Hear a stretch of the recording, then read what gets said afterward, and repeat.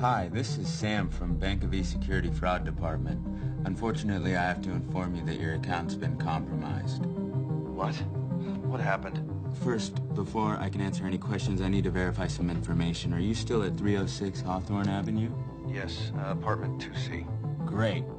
And your security question, favorite baseball team? Yankees.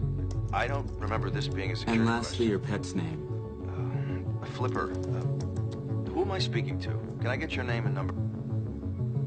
With those details plus a dictionary brute force attack, it'll take my program maybe 2 minutes to crack his password. Alright, so in the first episode of Mr. Robot, what we just saw Elliot do was perform a social engineering attack to gain some information on the target, and then use that information to brute force his password.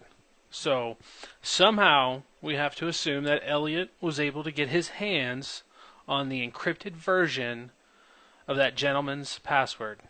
I don't remember his name, and we'll use gentleman loosely. But anyways, so Elliot has his hands on this encrypted password, and now what he needs to do is decrypt it. This could take a long time, so that's why he used this social engineering method to gain a little bit more personal information on the user, so he could target the passwords that he tried to potential words or phrases that the target might use in their password. So, for example, in this episode, the key personal details was the baseball team Yankees, his pet name Flipper, and his apartment number 2C. So let's go ahead and just hypothetically assume that the password was Flipper C2, which is a combination of his pet's name and his apartment number. And then we're going to go ahead and encrypt that. And what you see right here is the encrypted form of the string Flipper C2. So whenever you create a password on a website, it will create the encrypted form and then save that into the database. So that way your password is not sitting in a database in plain text. At least we hope they did that. Alright, so let's go ahead and get started here. So what we're going to do is we're going to try to brute force this password. So we're going to paste this hash into a file. And so so we need to try basically millions and millions of possibilities, and that can take a long time. So what we want to use is Hashcat. And what's cool about Hashcat, it's one of many password crackers. And by the way, my dog is in the background making some noise, so if you hear any strange sounds, I promise I do not have anybody tied up.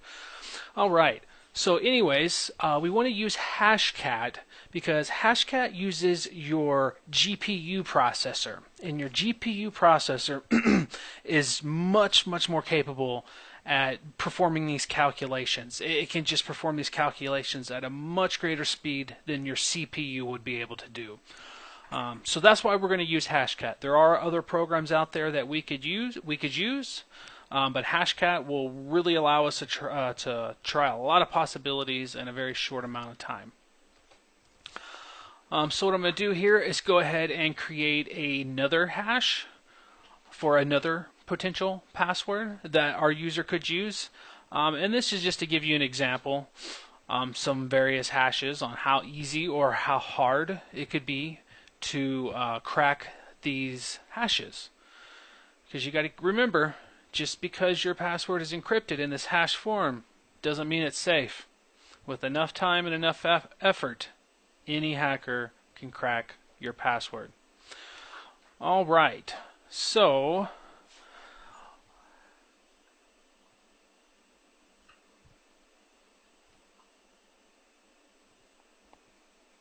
and let's go ahead and run Hashcat.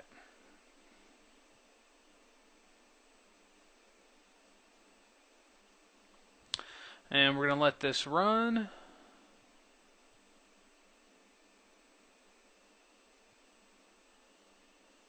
And keep in mind, this is actually running through a virtual machine, so it's not going to crack as fast as it normally would.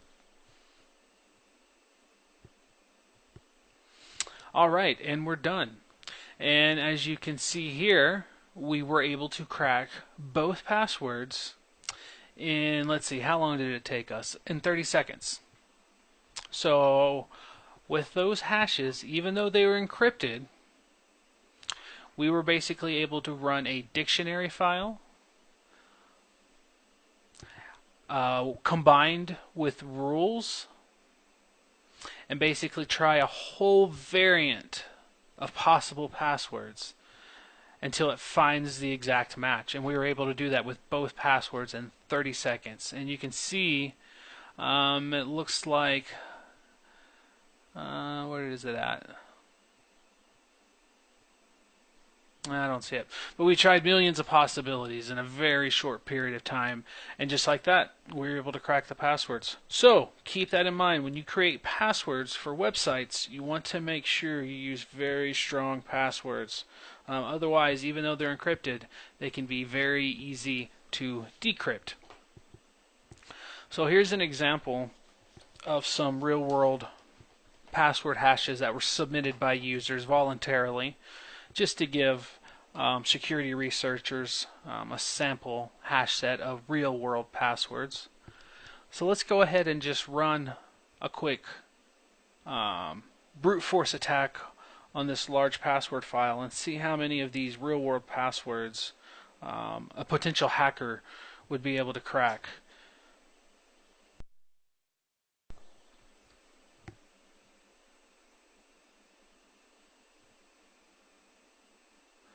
Alright, now this time we're going to load our sample password.hash file, and this is just a different file with different hashes. And just look at that. Just look at how quickly we're able to crack these passwords. And remember, these were people's actual passwords. These were real world passwords. So when you hear about these stories about hackers breaking into websites and dumping millions of passwords, encrypted passwords, this is how easy they're able to take those encrypted passwords and decrypt them.